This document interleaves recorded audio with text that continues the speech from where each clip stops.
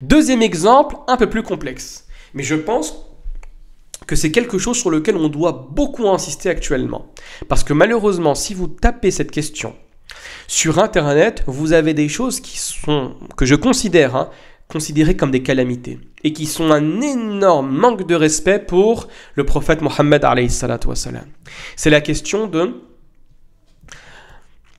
est-ce que les parents du prophète alayhi salatu wassalam iront en paradis ou iront en enfer? Quand vous voyez approximativement tout ce qui se dit sur les réseaux et tout ce qui se dit sur Internet, on a l'impression qu'il y a unanimité des savants sur le fait que les parents du prophète alayhi salatu wassalam, en se basant sur certains hadiths, sont voués à l'enfer. Chose qui est extrêmement problématique. Laissez-moi tout d'abord vous expliquer la problématique à travers les hadiths que je vais lire, et ensuite je vais les confronter à des versets du coranique. Et ensuite, ce que nous allons faire, c'est que nous allons simplement, comme l'ont fait un nombre extrêmement important de savants, et à la tête d'entre eux l'imam Suyuti, dans 3 livres qu'il a écrits sur cette question-là, pour pouvoir réinterpréter le hadith, principalement sur la mère du prophète alayhi salatu wassalam. Et c'est un hadith qui est rapporté par l'imam Muslim dans son Sahih, c'est le hadith numéro 976. Et pour information, il y a eu un grand débat, une grande juxoratoire, si on pourrait dire comme ça, entre 2 grands savants. Le premier est Mohammed al-Amin al-Shinqiti, peut-être que vous le connaissez, l'un des plus grands savants du siècle passé, principalement spécialisé dans la question du fiqh, de la langue arabe, mais également dans le tafsir. Il a écrit un tafsir, une explication du Coran qui s'appelle Adwa al-Bayan, où il a tenté d'expliquer le Coran par le Coran. Et il était d'avis que le hadith que je vais vous lire est extrêmement problématique parce qu'il est contradictoire avec énormément de versets coraniques qui relèvent de al-kulliyat. D'accord ? Ce débat était entre Mohammed al-Amin al-Shinqiti et un savant de Médine qui était juge à l'époque, Abdullah al-Zahi. Je vous lis le hadith. D'après Abu Huraira, le prophète alayhi salatu wassalam a visité la tombe de sa mère. Il a pleuré et a fait pleurer ceux qui étaient autour de lui. Puis a dit: j'ai demandé à mon Seigneur la permission de demander le pardon pour elle, mais il ne me l'a pas accordé. Et je lui ai demandé la permission de visiter sa tombe et il me l'a accordé. Visiter les tombes, car certes, elles rappellent la mort. Quand vous prenez ce hadith-là, la première idée qui arrive à l'esprit, c'est de se dire, on a un principe dans l'islam, c'est que dès lors qu'une personne meurt en dehors de la religion musulmane, en connaissance de cause, et principalement pour le polythéiste, on est dans l'interdiction de demander pardon à cette personne-là. C'est un verset extrêmement connu dans la sourate numéro 9. Très bien. Et donc, en écoutant ce hadith, on a l'impression que puisque Dieu n'a pas autorisé le prophète alayhi salatu wassalam à demander pardon pour sa mère, pour qu'il demande pardon à sa mère, on comprend qu'elle est morte polythéiste et donc qu'elle sera vouée en enfer. Très bien, possible. On va rentrer dans les détails. Deuxième hadith, qui parle maintenant du père du prophète alayhi salatu wassalam. Un jour, un homme est venu voir le prophète alayhi salatu wassalam et lui a dit: Ya Rasulallah, ô messager de Dieu, où est mon père? Comprenez ici au niveau eschatologique, après la mort. Il dit: ton père est en enfer. La personne part, fait demi-tour, rebrousse chemin. Le prophète sallallahu alayhi wa sallam l'appelle et lui dit: certes, mon père et ton père sont en enfer. Et c'est un hadith également rapporté par l'imam Muslim, le hadith numéro 203. On comprend également, et ici on a l'impression que c'est de manière extrêmement explicite, que le prophète alayhi salatu wassalam a dit que son père était voué à l'enfer. Très bien. Avant de donner une explication, laissez-moi vous lire tous les versets et je vais simplement les lire parce que la lecture est suffisante à la compréhension du principe qu'on va tenter de dégager et de va comprendre ensemble. Regardez bien. Vous avez tout d'abord dans la sourate numéro 17, sourate al-Isra. Quiconque prend le droit chemin ne le prend que pour lui-même. Et quiconque s'égare ne s'égare qu'à son propre détriment. Et nul ne portera le fardeau d'autrui. Et nous n'avons jamais puni un peuple avant de lui avoir envoyé un messager. Petite précision historique, le prophète alayhi salatu wassalam n'a jamais connu son père. Le prophète alayhi salatu wassalam, son père est mort, Abdullah est mort, alors qu'il n'avait que 18 ans pour information. Le père du prophète sallam est mort 10 jours après s'être marié avec la mère du prophète sallam, Amina. Très bien, il n'a jamais connu son père. Deuxième des choses, la mère du prophète alayhi salatu wassalam décède alors que le prophète sallam n'avait que 6 ans. Donc elle meurt approximativement à l'âge de 25 ans. Approximativement. Très bien. Ça va pour ça? C'est important de le dire. Deuxième des choses, sourate numéro 6, verset 131, c'est que ton Seigneur n'anéantit point injustement des cités dont les gens ne sont pas encore avertis. Et à ce moment-là, on est sûr et de manière catégorique qu'il n'y a eu aucun prophète entre Jésus, fils de Marie, et le prophète Mohammed alayhi salatu wassalam. Donc approximativement un intervalle de 500 ans où il n'y a eu aucun prophète, pas approximativement, il n'y a eu aucun prophète. Donc les personnes qui sont mortes entre Jésus et le message du prophète Mohammed sallallahu alayhi wa sallam n'étaient pas avertis. Et le Coran le mentionne au début de la sourate numéro 36, principalement pour les Arabes de la Mecque.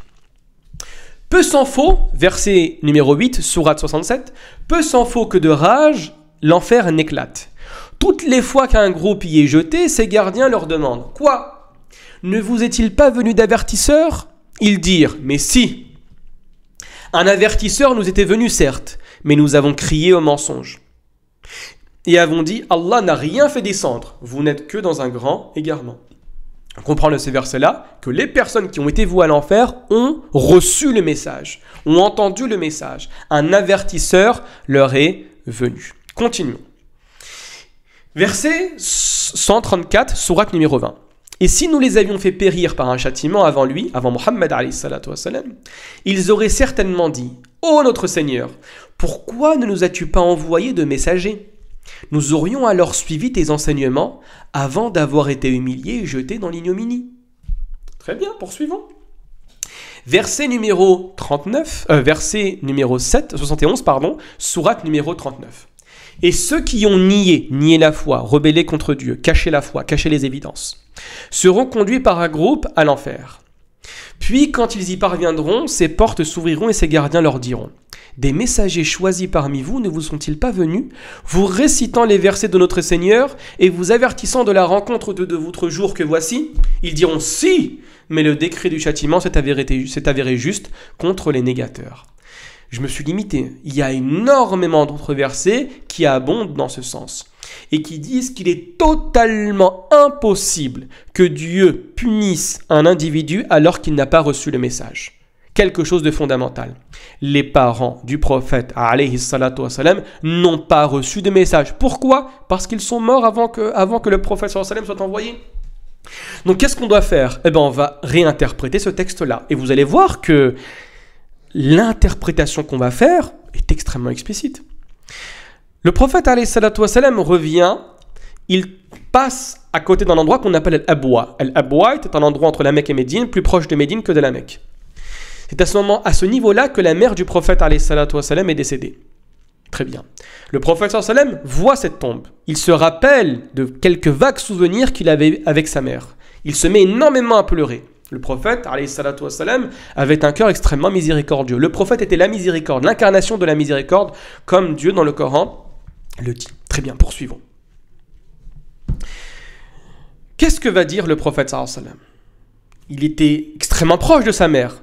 Le prophète sallallahu alayhi wa sallam, même pour Abdullah ibn Ubay ibn Saloul, le chef des hypocrites de Médine, celui qui l'a ô combien de fois insulté, ô combien de fois humilié et délaissé, le prophète sallallahu alayhi wa sallam s'est rendu sur sa tombe et a invoqué Dieu pour qu'il lui pardonne. Au point où Dieu lui interdit dans le Coran de demander pardon pour cet individu. Qu'est-ce que va faire le prophète alayhi salatu wa sallam devant sa propre mère ? Bien évidemment qu'il va demander que Dieu lui pardonne. Chose que Dieu va refuser. Mais pourquoi Dieu va refuser ? Ici, on peut se poser la question. Deux possibilités. Première possibilité, Dieu va lui refuser parce que sa mère est associatrice et que c'est formellement interdit, et par esprit de justice, il est formellement interdit que le prophète, alayhi salatu wa sallam, qui est la référence ultime pour les musulmans, demande pardon pour une dame associatrice. Très bien. Personnellement, c'est problématique. Pourquoi ? Parce que le Coran nous dit totalement l'inverse, que Dieu ne va jamais qu'il ne va jamais châtier, punir une personne qui n'a pas reçu le message. Alors, posez-moi la question, mais comment on va comprendre ce texte-là ? Mais Dieu a rassuré le prophète, alayhi salatu wa sallam, ici. Il lui a dit, Ya Rasulallah, implicitement, bien évidemment, tu n'as pas besoin de demander pardon à ta mère, parce que ta mère est morte avant ton accession au message. Donc elle sera pardonnée, elle sera au paradis, Inch'Allah. C'est ça, en fait, qu'il faut comprendre ici. Allah yubarik fikum. On est dans l'obligation de le comprendre comme ça. Hein. On est dans l'obligation de le comprendre comme ça. Sinon, on prend tous les versets coraniques que je viens de vous dire et on les met en suspens. Et dans la confrontation entre un principe général et un texte secondaire et particulier comme celui-là, soit on lit le texte secondaire et particulier à la lumière des versets que je viens de vous dire, soit ce hadith, s'il n'y a pas de possibilité d'interprétation, on le met en suspens. Donc ici, Dieu va refuser que le prophète alayhi salatu wassalam demande pardon pour sa mère parce que sa mère n'est pas une personne à qui on doit le demander pardon, parce qu'elle est morte avant l'accession du prophète sallallahu alayhi wa sallam au message. Donc elle est, incha'Allah ta'ala, Inch'Allah, on ne voit pas pourquoi Dieu va punir cette personne-là, Inch'Allah, parmi les gens, du paradis. On appelle ça en arabe Ahlul Fatra, des personnes qui meurent entre deux prophètes. Et Dieu, il n'y a rien qui dit dans ce verset, dans ce hadith, que Dieu a refusé parce qu'elle était associatrice. Et l'imam Suyuti va beaucoup plus loin, en disant que toute la descendance de Adam jusqu'au prophète Mohammed, qui est une descendance unique, n'a jamais pratiqué le shirk. Ils étaient tous monothéistes, en y incluant Abd al-Muttalib, en y incluant le père du prophète et sa mère, et bien évidemment en y incluant également Ibrahim et son père, qui n'est pas Azar pour information. Et il étaye de manière extraordinairement bien ficelée que Azar n'est pas le père biologique d'Ibrahim, il est sûrement son oncle. Deuxième des choses, comment vous allez interpréter le verset ou le hadith où le prophète me dit « Mon père et ton père sont en enfer ». Il faut apprendre en langue arabe, je suis désolé. Parce que l'ab en langue arabe n'est pas forcément le père. Il peut renvoyer au père, mais il peut renvoyer également à l'oncle paternel ou à la personne qui s'est intéressée à ton éducation. Et il y a deux possibilités de l'expliquer de manière extrêmement précise, mais malheureusement on n'a pas le temps.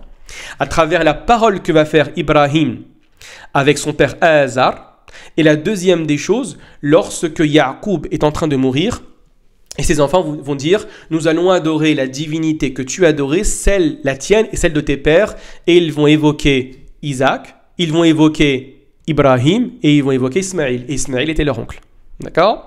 Donc ici, on comprend de manière beaucoup plus précise que cela ne faisait sûrement pas référence au prophète Mohammed, ne faisait pas référence au père biologique du prophète, mais ça faisait sûrement référence soit à Abu Talib, qui pour la majorité des savants, Abu Talib, le père de Ali, est décédé dans l'association, ou bien Abu Lahab. Et ça, il y a unanimité des savants sur cette question-là, que Abu Lahab est quelqu'un de l'enfer, lui et sa femme, Jamil. C'est écrit dans le Coran.